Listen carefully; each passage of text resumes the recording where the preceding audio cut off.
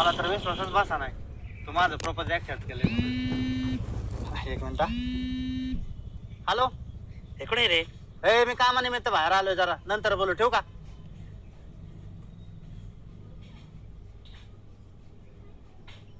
आपला आठवड्यात किती प्रेम लांब गेला आहे ना. हा बोल. कुठे सांग ना. अरे मी कामानिमित्त बाहेर आलोय, सांगितलं तुला कळतं का रे? अरे लय महत्वाचं काम आहे, ऐक ना तू. हा नंतर बघू, ठेव. अरे भाई ते जर कळलं ना तुला, तू एवढा आनंदी होशील ना, आयुष्याचं दुःख दारिद्र्य सगळं बाहेर निघून जाईल, माहितीये का? हा का? कुठे? मी तर बागेत आहे. हा आलो आलो. हा अरे सण्या, मोकार आनंदाची गोष्ट आहे. तुझ्या आयुष्यातून तुझ्या मूळव्याधाला मुक्ती भेटणार आहे, माहितीये का?